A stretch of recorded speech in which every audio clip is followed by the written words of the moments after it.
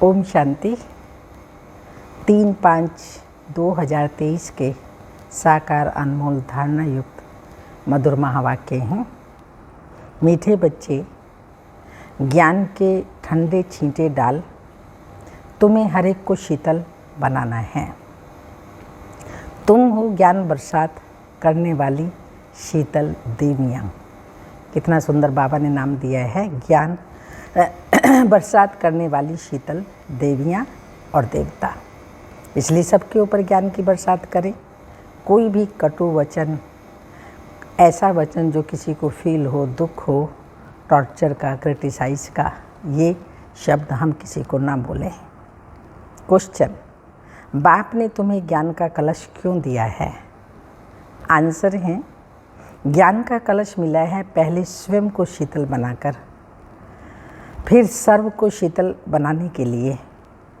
इस समय हर एक काम अग्नि में जल रहा है, उन्हें काम चिता से उतार ज्ञान चिता पर बिठाना है। आत्मा जब पवित्र शीतल बने तब देवता बन सके। इसलिए तुम्हें हर रूह को ज्ञान इंजेक्शन लगाकर पवित्र बनाना है। तुम्हारी यह रूहानी सेवा है। रूह को पवित्र बनाना ज्ञान का इंजेक्शन लगाना, यही हमारी रूहानी सेवा है। गीत जो पिया के साथ है, उसके लिए ज्ञान की बरसात है। ओम शांति। जो बाप के साथ है उसके लिए बरसात है। अब बरसात और बाप, तो भला बाप की बरसात कैसे? ज्ञान की बरसात। ज्ञान का सागर शिव बाबा है, तो बाबा हम बच्चों को ज्ञान की बरसात करता है। वंडर खाएंगे ना। दुनिया इन बातों को नहीं जानती। यह है ज्ञान बरसात। तुमको शीतल देवियाँ बनाने लिए ज्ञान चिता पर बिठाया जाता है। शीतल अक्षर के अगेंस्ट है तपत। तुम्हारा नाम ही है कौन सा? शीतला देवी। एक तो नहीं होगी ना, जरूर बहुत होंगी जिन्हों से भारत शीतल बनता है। इस समय सभी काम चिता पर जल रहे हैं। तुम्हारा नाम यहाँ शीतला देवियाँ हैं। शीतल करने वाली, ठंडा छींटा डालने वाली देवियाँ। छींटा डालने जाते हैं ना, तो यह है ज्ञान के छींटे जो आत्मा के ऊपर डाले जाते हैं। आत्मा प्योर बनने से शीतल बन जाती है। इस समय सारी दुनिया काम चिता पर काली हो पड़ी है। अब कलश मिलता है तुम बच्चों को। कलश से तुम खुद भी शीतल बनते हो और औरों को भी बनाते हो। यह भी शीतल बनी है ना। दोनों इकट्ठे बैठे हैं ना। घर बार छोड़ने की बात ही नहीं है। लेकिन गौशाला बनी होगी तो ज़रूर कोई ने घर बार छोड़ा होगा। किस लिए छोड़ा भी है? तो किस लिए? ज्ञान चिता पर बैठ शीतल बनने के लिए। जब तुम यहाँ शीतल बनेंगे तब ही देवता बन सकेंगे। तो बाबा ने समझाया भी है, जब तक तुम्हारे द्वारा कोई आस्तिक नहीं बना है तो गोया नास्तिक ही है। आस्तिक दुनिया वाले आपस में कभी लड़ते झगड़ते नहीं हैं। नास्तिक दुनिया वाले लड़ते झगड़ते हैं। नास्तिक किसको कहा जाता है? हाँ, कौन है नास्तिक? बाबा कहते, जो मुझ अपने परलौकिक परम प्रिय परम पिता परमात्मा को नहीं जानते। सारी दुनिया में घर घर में रोला है, क्योंकि परम पिता परमात्मा को भूलने के कारण नास्तिक बन पड़े हैं। बेहद के बाप और उनकी रचना के आदि मध्य अंत को नहीं जानते। बेहद का बाप समझाते हैं, तुम नास्तिक क्यों बने हो? बेहद का बाप, जिसको गॉड फादर कहते हो, ऐसे फादर को क्यों भूले हो? फादर का तो ऑक्यूपेशन जानना चाहिए ना। वह है बीज रूप, सत्य चित्त आनंद, ज्ञान का सागर, शांति का सागर, प्यार का सागर, आदि आदि। सब सिफतें यानी विशेषताएं उसमें हैं। परम पिता परमात्मा में सारी विशेषताएं हैं। सब विशेषताएं उसमें हैं, उनकी सिफतें अलग हैं। उनको ही कहा जाता है तुम माता पिता हम बालक तेरे। तो जरूर वह माँ बाप होगा ना। जब तक अलग को नहीं जाना है तब तक सीधा हो नहीं सकते। सब उल्टे लटके उल्टे कर्म कर रहे हैं। इसलिए बाबा ने कहा जब तक उस शिव बाबा को, मुझ परमात्मा को नहीं जाना समझा, मुझसे संबंध नहीं जोड़ा, मुझे याद नहीं किया, तो उल्टे ही हैं, सीधा हो नहीं सकते। यह तो जानते हो कि सतयुग में भारत में गॉड गॉडेज का राज्य था। लक्ष्मी नारायण को गॉड गॉडेज कहते थे। जो देवी देवता धर्म वाले होंगे वह समझेंगे कि बरोबर लक्ष्मी नारायण इस भारत के पहले पहले मालिक थे। 5000 वर्ष की बात है। जब लक्ष्मी नारायण का राज्य था तो 5000 वर्ष हुए हैं। देखो बाप टीचर जब समझाते हैं चारों तरफ देखते हैं कि बच्चे, हाँ शिव बाबा तीसरे नेत्र से चारों तरफ देखते हैं कि बच्चे अच्छी तरह से सुनते हैं और सुनने के बाद धारण करते हैं। या बुद्धि योग और कहाँ भटकता है। जैसे भक्ति मार्ग में भल श्री कृष्ण की मूर्ति के आगे बैठे होंगे, परंतु बुद्धि धंधे आदि तरफ धक्का खाती रहेगी। एकाग्र चित्त उस चित्र में भी नहीं रहेंगे। यहाँ भी पूरी पहचान नहीं है तो फिर धारणा भी नहीं होती है। शिव बाबा यह माया को वश करने का वशीकरण मंत्र देते हैं। कहते हैं तुम अपने परम पिता परमात्मा शिव को याद करो, बुद्धि का योग उनके साथ लगाओ। अभी तुम्हारा बुद्धि योग पुराने घर की तरफ नहीं जाना चाहिए। बुद्धि योग बाप के साथ लटका रहना चाहिए, क्योंकि तुम सबको मेरे पास आना है। मैं पंडा बन आया हूँ तुमको ले चलने के लिए। यह शिव शक्ति पांडव सेना है। तुम हो शिव से शक्ति लेने वाले। वह है सर्वशक्तिमान। तो लोग समझते हैं परमात्मा तो मरे हुए को भी जिंदा कर सकते हैं, परंतु बाप कहते हैं लाडले बच्चे, इस ड्रामा में हर एक को अनादि पार्ट मिला हुआ है। मैं भी क्रिएटर, डायरेक्टर, प्रिंसिपल, एक्टर हूँ। ड्रामा के पार्ट को हम कुछ भी नहीं कर सकते। जो जिस आत्मा का फिक्स पार्ट है, जितना पार्ट है वो आत्मा उतना ही बजाएगी। बाबा ने कहा ड्रामा में फिक्स है, मैं भी कुछ नहीं कर सकता हूँ। मनुष्य समझते हैं पत्ता पत्ता परमात्मा के हुक्म से चलता है। क्या परमात्मा बैठ पत्ते पत्ते को हुक्म करेंगे? परमात्मा खुद कहते हैं मैं भी ड्रामा के बंधन में बांधा हुआ हूँ। ऐसे नहीं कि मेरे हुक्म से पत्ता हिलेगा। सर्वव्यापी के ज्ञान ने भारतवासियों को बिल्कुल कंगाल बना दिया है। बाप के ज्ञान से भारत फिर सिरताज बनता है। तुम बच्चे जानते हो दिलवाड़ा मंदिर भी ठीक बना हुआ है। आदि देव दिलवाला है, सारी सृष्टि के दिल लेने वाला। भक्तों की दिल लेने वाला एक भगवान कहेंगे ना। यह उन्हों के ही यादगार हैं। ऊपर में हैं देवताओं के चित्र और नीचे राज्यों की तपस्या कर रहे हैं।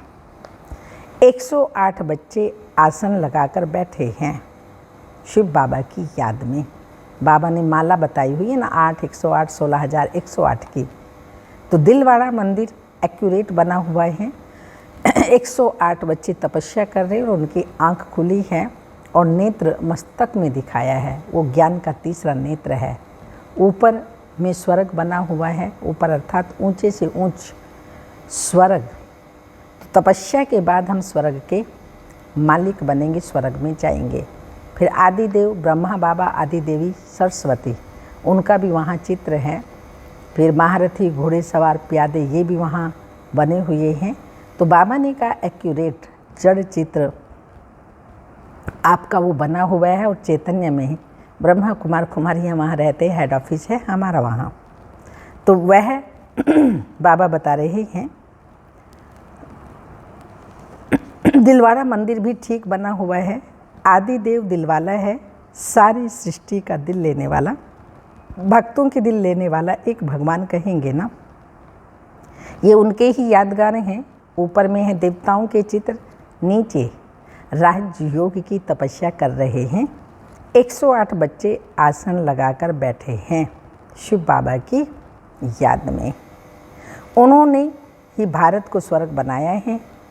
गांधी जी भी कहते थे नई दुनिया, राम राज्य चाहिए, परंतु उस राम राज्य नई दुनिया में तो पवित्रता है, वह तो कर न सके। पतित सृष्टि को पावन बनाना यह तो बाप का ही काम है, कोई मनुष्य ये कार्य कर न सके। इनके लिए भी कहते हैं बहुत जन्मों के अंतिम जन्म के भी अंत में मैं प्रवेश करता हूँ। तो यह पतित ठहराना, जो पावन थे वही पतित बने हैं, फिर पावन बनते हैं। आपे ही पूज्य आपे ही पुजारी। जो पुजारी भक्त बने हैं भगवान भक्तों को ही मिलते हैं। बाकी वह जो मुक्ति के लिए पुरुषार्थ करते हैं कि पाठ बजाने से मुक्त हो जाएं, परंतु मोक्ष किसी को भी मिलता नहीं है। भगवान कहते हैं मुझे भी मोक्ष नहीं मिलता, मुझे भी सर्विस पर आना पड़ता है, भक्तों को राजी करना पड़ता है। इस भारत को माला माल बनाने, गंवाया हुआ स्वराज्य फिर से देने, सॉल्वेंट बनाने मुझे भी पति शरीर में, पति दुनिया में आना पड़ता है। अनेक बार आया हूँ और आता रहूँगा। भारत को गुलगुल बनाऊँगा। यह है ही आसुरी दुनिया, उनको दैवी बनाता हूँ।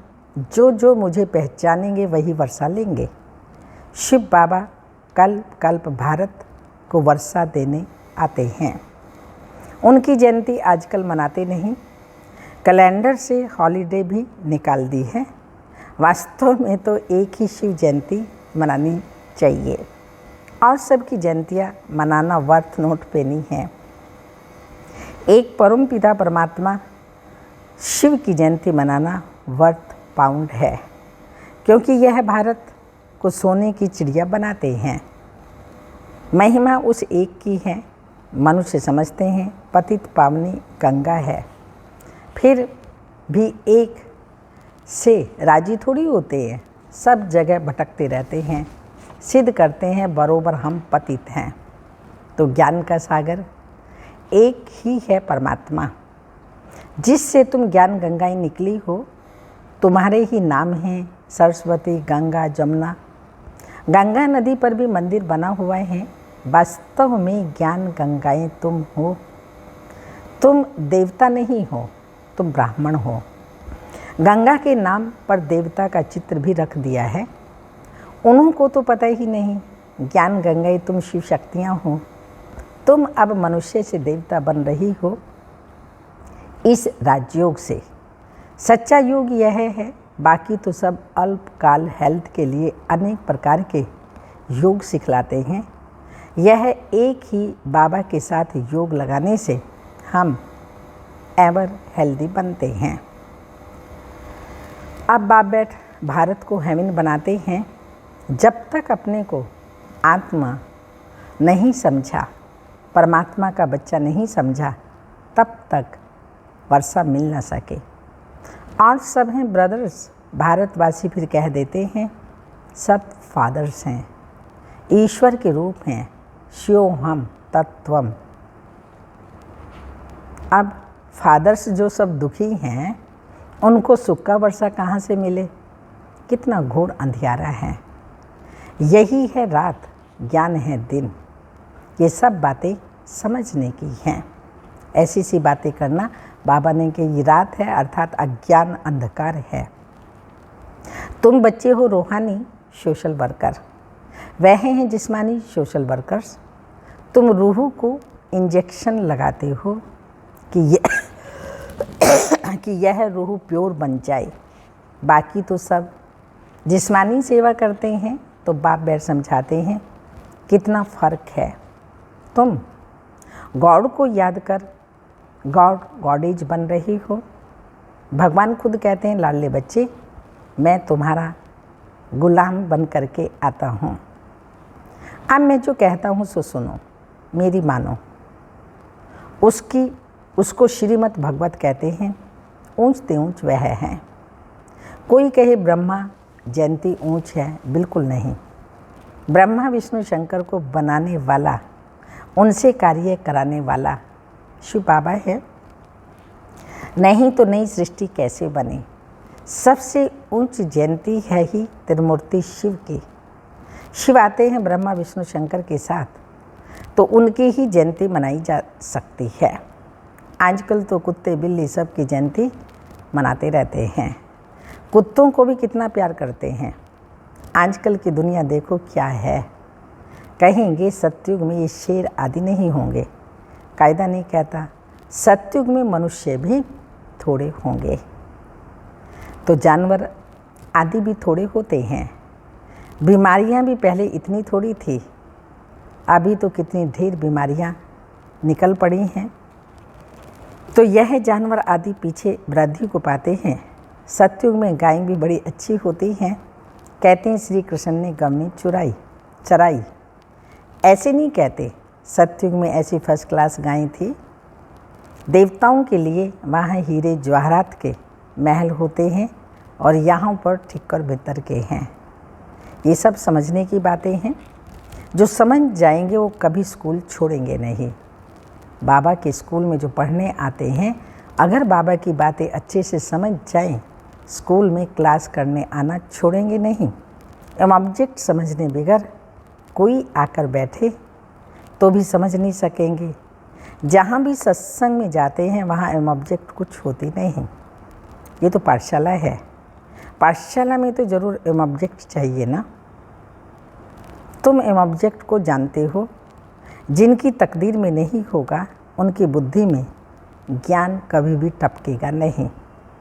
जीवन मुक्ति में भी थोड़े ही आएंगे, पिछाड़ी वाले स्वर्ग में आ ना सके। अच्छा, मीठे मीठे सिक्के लदे बच्चों प्रति माता पिता बाप दादा का याद प्यार। Good morning, diamond morning. रूहानी बाप की रूहानी बच्चों को नमस्ते। हम रूहानी बच्चों की रूहानी माता पिता बाप दादा को याद प्यार। गुड मॉर्निंग, डायमंड मॉर्निंग, ओम नमस्ते। धारणा के लिए मुख्य सार हैं। बुद्धि योग सदा एक बाप से लगा रहे। पुराने घर पुरानी दुनिया में बुद्धि ना जाए, ऐसी एक एकाग्रचित अवस्था बनानी है। सेकंड पॉइंट, बाप की सर्वशक्ति स्वयं में धारण करना है। हर आत्मा पर ज्ञान के छींटे डाल उनकी तपत बुझाई शीतल बनाना है। वरदान है, हर आत्मा से आत्मिक अटूट प्यार रख। स्नेही संपन्न व्यवहार करने वाले सफलता मूर्त भव। स्पष्टीकरण, जैसे बाप के प्रति अटूट अखंड अटल प्यार है, श्रेष्ठ भावना है, निश्चय है, ऐसे ब्राह्मण आत्माओं से आत्मिक प्यार अटूट और अखंड हो। किसी के कैसे भी संस्कार हो, चलन हो, लेकिन ब्राह्मण आत्माओं का सारी कल्प में अटूट संबंध है। ईश्वरीय परिवार है। बाप ने हर आत्मा को चुनकर ईश्वरीय परिवार में लाया है। यह स्मृति रहे तो आत्मिक प्यार अटूट होने से स्नेहित संपन्न व्यवहार होगा और सहज सफलता मूर्त बन जाएंगे। स्लोगन: अंतर्मुखी वह है जो जिस समय चाहे आवाज़ में आए और जिस समय चाहे आवाज़ से परे हो जाए। अंतर्मुखी वह है जो जिस समय चाहे आवाज़ में आए, जिस समय चाहे आवाज़ से परे हो जाए। आज का व्यक्ति इशारा: आप विश्व कल्याणकारी बच्चे, नॉलेजफुल बनो। कोई रॉन्ग है तो उसे रॉन्ग भल कहो, लेकिन उनकी रॉन्ग बातों को मन में नहीं बिठाओ। कोई भी रॉन्ग बात अपनी वृत्ति में रखेंगे तो दृष्टि और सृष्टि बदल जाएगी। और मन की वृत्ति में अगर खराब चीज़ व वेस्ट थॉट्स होंगे तो विश्व कल्याणकारी कैसे बनेंगे। ओम शांति।